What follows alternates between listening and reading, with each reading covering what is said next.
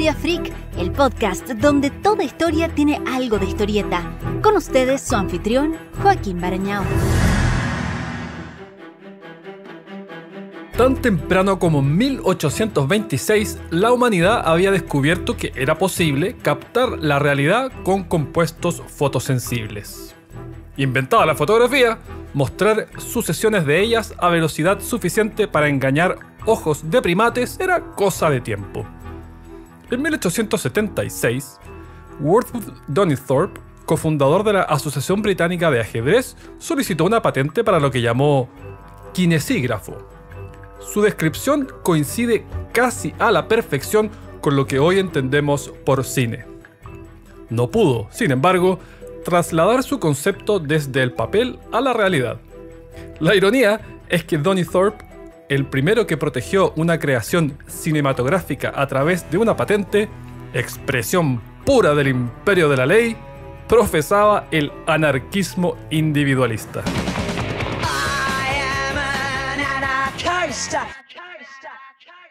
2 años más tarde, los superpoderes de la fotografía fueron orientados hacia un enigma que acechaba a la humanidad desde que el primer bravo de las estepas euroasiáticas montó un caballo.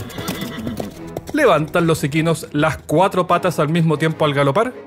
Las ilustraciones de la época sugerían que no, pero el movimiento es demasiado rápido para el ojo. Para Leland Stanford, ex gobernador de California y más tarde fundador de la universidad epónima, 6 milenios de espera era ya demasiado. Contrató a un profesional para resolver sus divagaciones de sobremesa, Edward Muybridge, un británico cuyo prestigio como fotógrafo de paisajes se forjó tras llevar su estudio portátil a Yosemite, pero cuyo principal antecedente de fama era su absolución del juicio por asesinato del amante de su esposa. Muybridge ya había tomado una foto con los 4 cascos en el aire, solo que la había extraviado. El 15 de junio de 1878, en una granja de Palo Alto de propiedad de Stanford, Muybridge montó 12 cámaras a lo largo de una línea recta, espaciadas por intervalos de 69 centímetros. Una yegua galopó a 58 km por hora, activando cada máquina al cortar los hilos con su paso.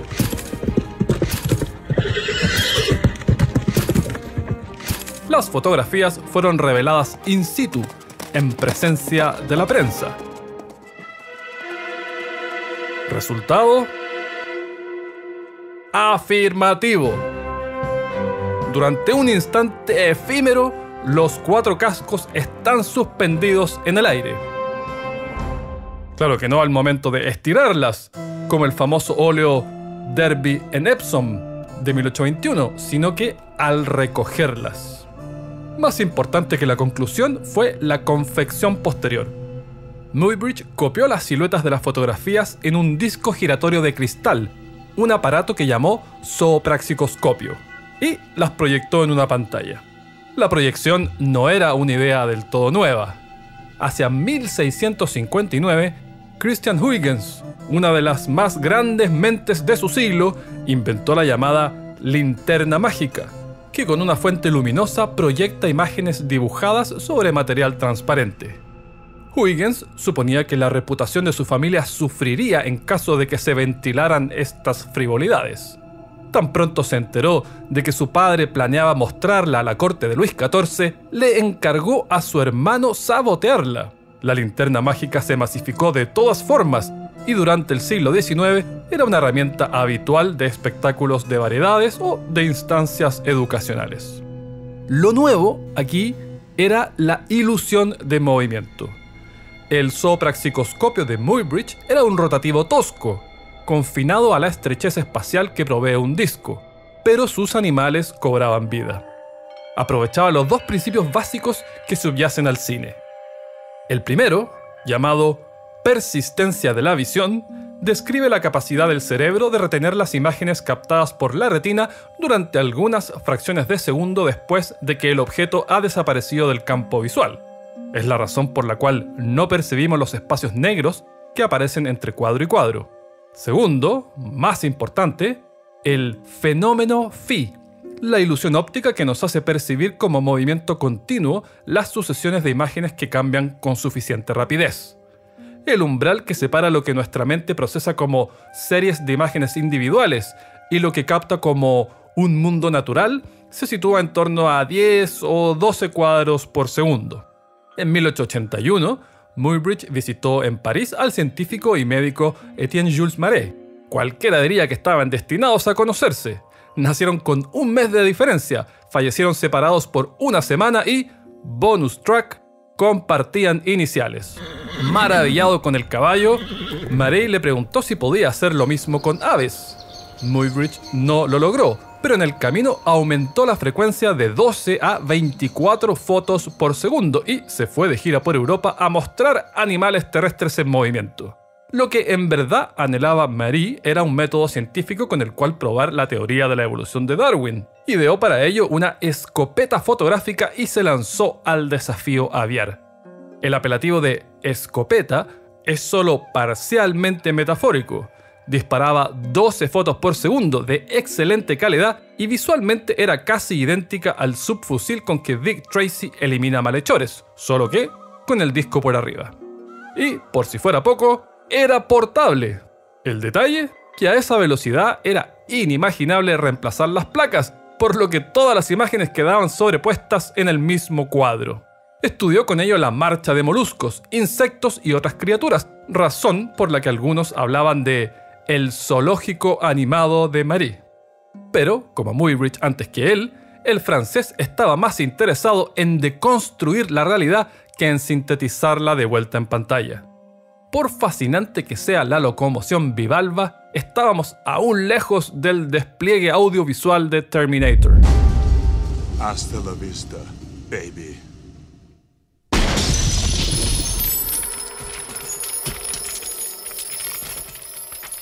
Además, sus fotografías se estampaban en placas rígidas y opacas.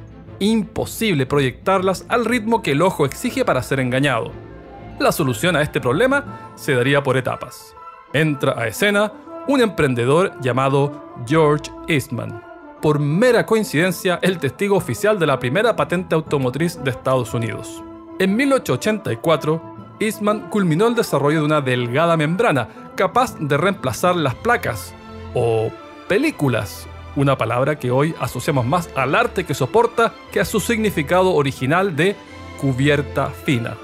El nuevo formato era además enrollable, lo que suena de una trivialidad equiparable a sillas apilables o tapita twist-off, pero es imprescindible para administrar algo más extenso que un par de zancadas de yegua o las aventuras y desventuras de una almeja. Eastman utilizaba papel, por lo que las rajaduras eran moneda corriente y, previo al revelado, las emulsiones debían ser removidas con muchísimo cuidado.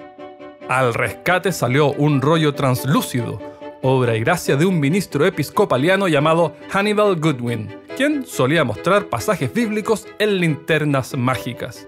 Goodwin utilizó celuloide, un material patentado por un ingeniero que buscaba un sustituto al marfil para las bolas de billar, pero que resultó demasiado inflamable para objetos en permanente colisión.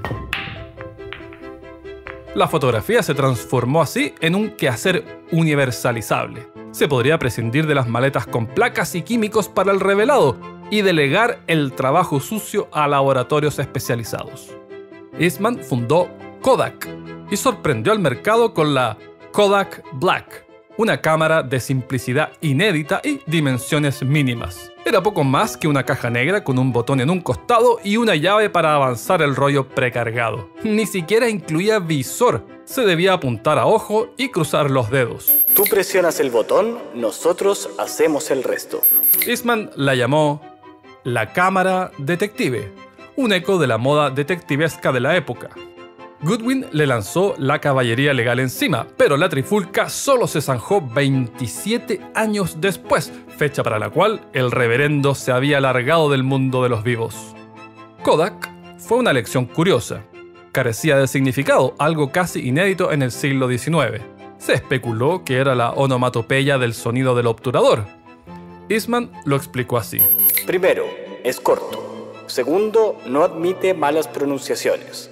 Tercero, no se parece a nada en el arte y no puede ser asociado con nada en el arte excepto Kodak.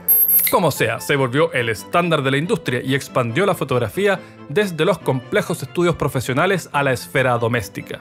George Eastman se suicidó en 1932 junto a una nota que rezaba: A mis amigos, mi trabajo está hecho.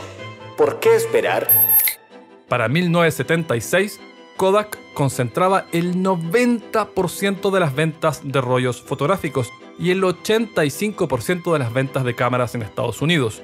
Una posición tan pero tan dominante que instaló la expresión momento Kodak para esos atardeceres de luz dorada.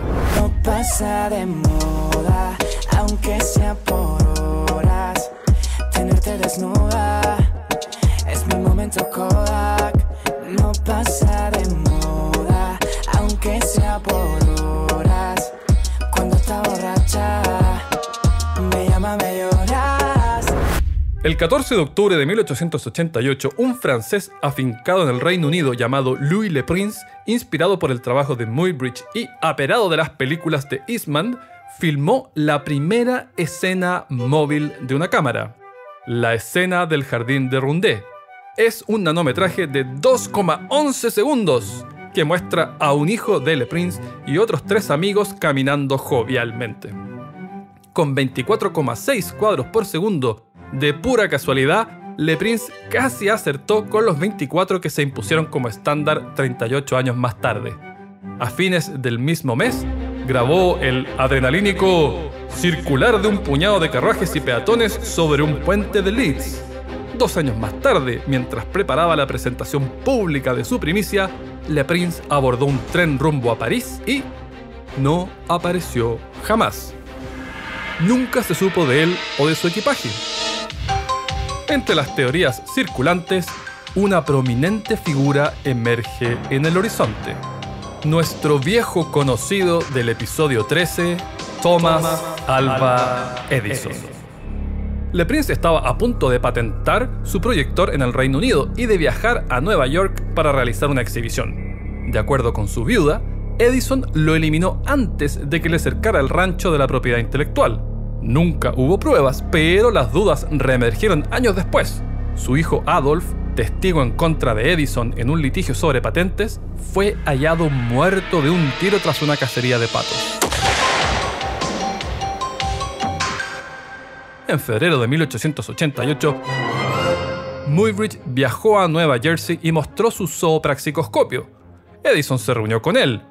Muybridge visualizaba una alianza con el fonógrafo, una sensación comercial que su contraparte vendía desde hacía 11 años, de manera de estructurar un instrumento audiovisual. El insaciable Edison no iba a dejar pasar semejante oportunidad. Bill Bryson explica que su carácter no era, para ponerlo caritativamente, intachable. Conspiró contra sus competidores, tomó crédito personal por invenciones que no eran suyas, llevó a sus colaboradores al borde del colapso. Eran conocidos como la Escuadra Insomnio. Y cuando todo lo demás falló, no vaciló en recurrir al soborno, deslizando a cada legislador de Nueva Jersey $1000 para producir leyes favorables a sus intereses. Si no era derechamente un mentiroso, con frecuencia era ciertamente económico en la verdad. Edison compró series de fotografías de animales de Muybridge y le encargó a William Dixon, fotógrafo de la compañía, diseñar una máquina capaz de proyectarlas. En octubre de ese año, el mismo mes de los nanometrajes de Le Prince, Edison presentó una solicitud de patente provisoria para un instrumento que haría para el ojo lo que el fonógrafo hace para el oído. El año siguiente, Edison viajó a la Exposición Universal de París, el evento que conmemoraba el centenario de la Revolución Francesa y para el cual se construyó la Torre Eiffel como pórtico de entrada. Allí vio la escopeta de Marie y sus tiras translúcidas. Instruyó a Dixon a abandonar los cilindros rotatorios que por entonces tanteaba y en lugar de ello emplear film. Tomó además de Émile Reynaud la idea de perforar los costados del film para circularlo. Con el auxilio de una bombilla incandescente, Dixon proyectó tiras de celuloide de 35 milímetros de ancho en una caja del tamaño de un buzón. El kinetoscopio lo llamó, por el griego para ver movimiento. Se basaba en el trabajo de Muybridge y Marie, algo que Edison nunca intentó ocultar, pero nadie había combinado antes de manera fluida las dos tecnologías esenciales del cine: grabación y proyección. ¿Y por qué 35 milímetros? La anécdota popular, que Edison nunca procuró desmentir, es que cuando un ayudante le preguntó por el ancho, él enseñó 2 dedos y dijo: O más o menos así. Pero, como solía ser con Edison, hay sugerentes señales de que la realidad tiene más que ver con balances contables que con arrebatos de espontaneidad anatómica. Los rollos de Kodak eran de 70 milímetros de ancho por 50 pies de largo. Al cortarlos por la mitad, resultaban piezas de 35 milímetros por 100 pies de largo, exactamente las dimensiones de las primeras unidades de Edison. Los kinetoscopios fueron diseñados para que espectadores individuales posaran un ojo en una pequeña obertura, previo pago de una moneda. Así evitaba que algún polizonte cinematográfico pudiese gozar sin pagar su ticket. Para Edison, el principal objetivo era suministrar nuevos usos al fonógrafo. El kinetoscopio era una especie de complemento lateral para la verdadera niña de sus ojos. Creía que las imágenes en movimiento eran una moda pasajera y tan poca fe cifraba en ellas que se rehusó a invertir $150 en una patente internacional, un despiste que permitió que el dispositivo fuera copiado y perfeccionado. De hecho, fue una exhibición de kinetoscopios en París lo que inspiró a 2 hermanos llamados Auguste y Louis Lumière a elaborar una máquina para exhibiciones colectivas. La Edison Company instaló su propio estudio en Nueva Jersey, si somos tan generosos para denominar estudio, a una única habitación. La cámara era un enorme armatoste negro, dotado de rieles para aprovechar la luz solar a todas horas. La llamaban Black Maria, el término coloquial de las vanes policiales. Los contenidos eran en su mayoría asuntos triviales o breves piezas artísticas, deportivas o circenses, como osos bailando y gatos boxeando.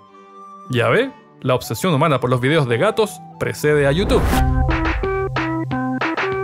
No había guiones porque la sola maravilla técnica bastaba para embelezar. Además, la cámara sumaba casi media tonelada, un desincentivo de peso para locaciones más aventureras. Así, la primera pieza cinematográfica en acogerse a derechos de autor es El estornudo de Fred Ott, de 1894, 5 segundos de lo que su título con plena claridad expresa. El año siguiente, Edison produjo La ejecución de María Estuardo, aquella pieza de 18 segundos mencionada en el episodio 46 y que llevó a algunos a preguntarse cómo alguien estaba dispuesto a entregar su vida por una recreación. La pieza dio con una de las claves del atractivo del cine: reproducir eventos acaecidos en nuestra ausencia. En 1896, Edison hizo debutar el beso en pantalla. Un pionero crítico del cine comentó que magnificado a proporciones colosales, es absolutamente asqueroso. Este tipo de cosas llaman a la intervención de la policía. En breve, los kinetoscopios se instalaban en centros comerciales, lobbies de hotel y parques de diversiones. Siguieron los salones de kinetoscopios que se esparcieron por Norteamérica y Europa, cual locutorios de internet fueron efímeros, fugaces víctimas de la obsolescencia tecnológica. Su breve apogeo fue de todos modos suficiente para asentar los 35 milímetros como estándar, un buen equilibrio entre calidad y costo. En 1885, Dickson abandonó a Edison para unirse a los inventores de un aparato que llamaron mutoscopio. Ofrecía también visores individuales, pero con tarjetas que circulaban en torno a un eje circular, una suerte de profesionalización del folicoscopio, las ilustraciones en las esquinas de los cuadernos de las clases aburridas que, en rápida sucesión, parecen cobrar vida. Mientras los estadounidenses lidiaban por la supremacía de estos enseres individuales, los hijos de un fabricante de placas fotográficas de Lyon fraguaban la revolución de pantalones largos. A modo de feliz coincidencia, su apellido significa luz. A partir de 1892, Auguste y Louis Lumière patentaron una serie de procesos conducentes a la proyección de fotografías sobre una pantalla. El más notable, las perforaciones laterales en el film, similar a las que admiró Edison en la Exposición Universal. En 1895 compraron los derechos de un artefacto denominado cinematógrafo, o escribir en movimiento en griego. Su creador, el ingeniero Léon Bully, carecía del dinero necesario para culminar su desarrollo y mantener vigente la patente. El cinematógrafo pesaba unos 9 kilos, un mundo de diferencia con el hipopótamo del Black Maria, lo que daba portabilidad para captar no solo las estudiadas piezas de Edison, sino también exteriores. El 22 de marzo de ese mismo año, exhibieron ante una sociedad industrial La salida de la fábrica Lumière en Lyon, un microdocumental de 46 segundos que muestra a funcionarios abandonando las instalaciones. Para muchos, este hito marca el inicio del cine. Aunque para mí, le confieso, son las caminatas de Le Prince. Esa misma primavera filmaron El regador regado, la primera ficción y primera comedia del séptimo arte. A lo largo de 45 segundos, un chico pisa la manguera de un jardinero quien inspecciona su interior en busca del desperfecto. Con un nivel de predictibilidad que podríamos situar en 100%, el origen del concepto de anticipación en pantalla, el muchacho libera el agua y el jardinero recibe un chorro en la cara. El tipo de humor que agradecen quienes aún no controlan sus esfínteres.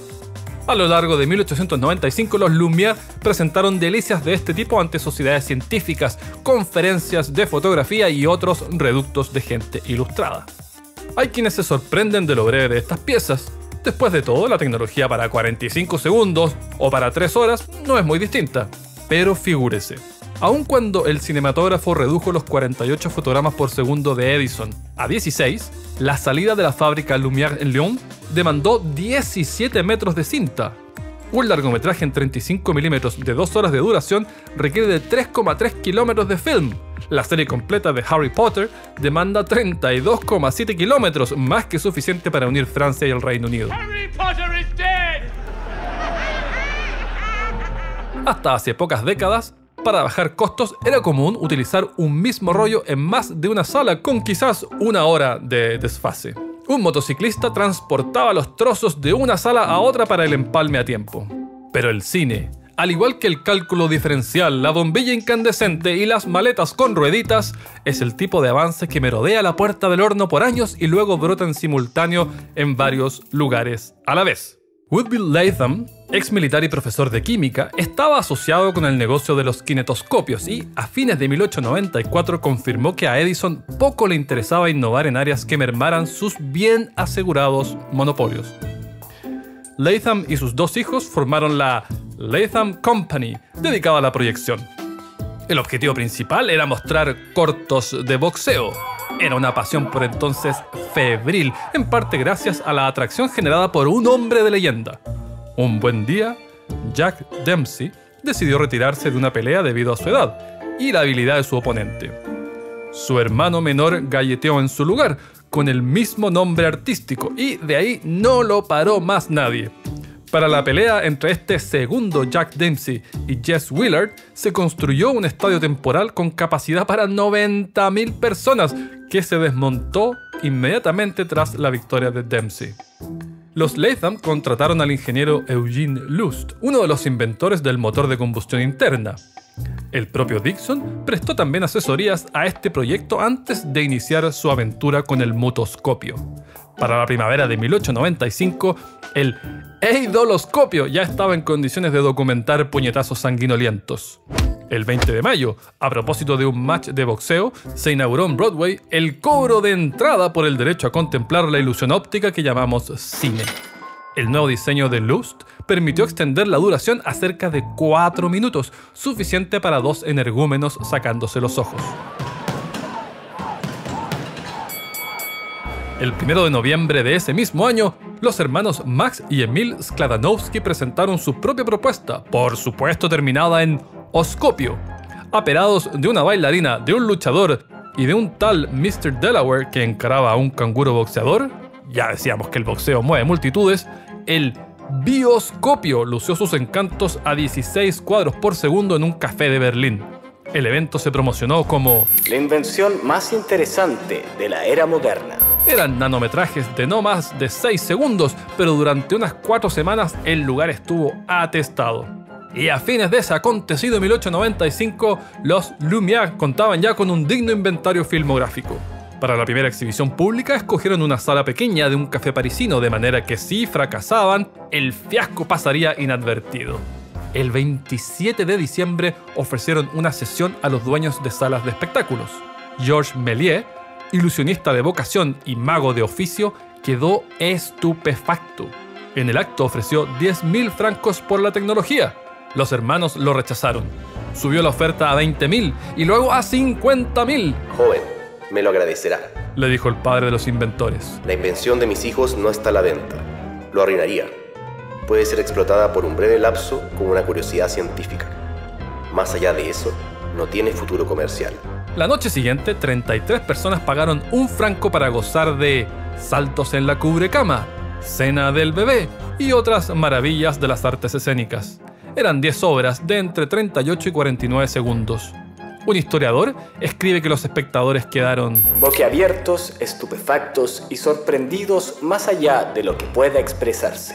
A partir del segundo día, las colas se extendían por el bulevar. Los hermanos Skladanowski estaban contratados por un cabaret parisino, pero tras el show de los Lumière les cancelaron el contrato.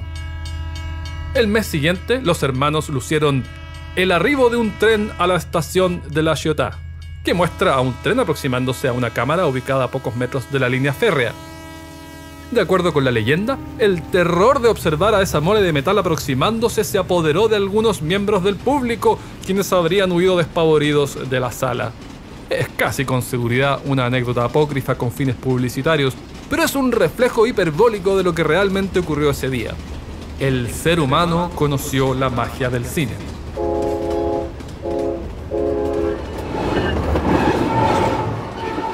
Al año siguiente, los Lumière exhibieron su creación por Europa, Norteamérica, India y Argentina, y sus camarógrafos aplanaron el mundo en busca de motivos exóticos. El cinematógrafo fue el instrumento fundante del cine en lugares tan lejanos como Japón, Australia y Rusia. Los hermanitos no crearon la primera obra cinematográfica, de Le Prince, ni la primera exhibición pagada, de Latham y Lust, pero gracias a la calidad superior y a estos esfuerzos de difusión, pasaron a los libros sobresimplificados de historia como los inventores del cine. Los Lumière sí fueron los primeros documentalistas de asuntos que toman más tiempo que un estornudo y puntales en el registro visual de la sociedad francesa. Las audiencias todavía no exigían tramas coherentes, hallaban fascinación infinita en la mera reproducción de objetos en traslación. Bastaba instalar una cámara dentro de un tren y mostrar el paisaje en tránsito para cautivar parroquianos, similar al actual estadio de desarrollo de la realidad virtual. Edison comprendió casi de inmediato que sus trastos individuales no podrían competir con la nueva marea. Adquirió los derechos del fantoscopio, inventado por Charles Francis Jenkins, responsable de la primera exhibición privada. El 6 de junio de 1894 había mostrado a una bailarina de vodevil. Curiosamente, es al mismo tiempo la primera exhibición a color, pues Jenkins se dio el trabajo de pintar cada cuadro a mano. El nuevo dueño describió el fantoscopio en los afiches como la maravilla más grandiosa desde Edison, y lo renombró Vitascopio. En 1896 orquestó la primera demostración pública. Sin suficiente material propio, copió sin permiso parte del stock de los Lumière. En medio de esa disparidad de medios tecnológicos, los teatros de vodevil, por entonces en intensa competencia por captar clientela, promocionaban sus fotografías animadas según el medio de soporte en lugar de sus contenidos. En vez de anunciar tal o cual trama, se jactaban de el Vitascopio, la última maravilla de Edison, o de el deslumbrante cinematógrafo. Edison continuó exprimiendo las posibilidades de lucrar con esta nueva disciplina. Como buen maestro del marketing, filmó el primer spot publicitario en 1898 para el whisky Beware, la electrocución de un elefante mal portado, el infausto video está en YouTube, y a Joseph Pujol, más conocido por su nombre artístico de El Pedomaníaco. Pujol ofrecía un espectáculo de pedos que incluía apagar velas a 20 centímetros de distancia y ejecutar la marsellesa y "O Sole Mío" a través de una ocarina adosada a su ano.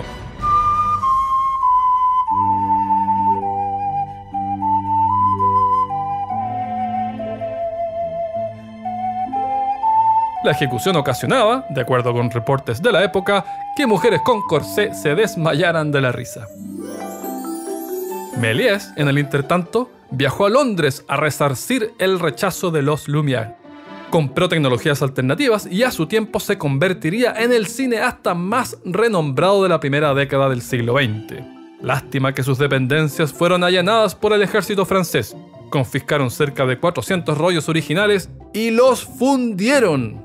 El celuloide fue utilizado para fabricar los tacos de botas militares y buena parte de su obra se perdió para siempre. Era dura la vida en la era análoga. Historia Freak es escrito y narrado por Joaquín Barañao. Producción, Jorge Vilches. Postproducción, Daniel Cifuentes. Shopify helps businesses break sales records over the holidays with the world's best converting checkout. Let's hear that one more time. The world's best converting checkout. Shopify's legendary checkout makes it easier for customers to shop on your website, across social media, and everywhere in between. Now that's music to your ears. Any way you spin it, you can be a smash hit with Shopify. Start your $1 a month trial today at shopify.com/records.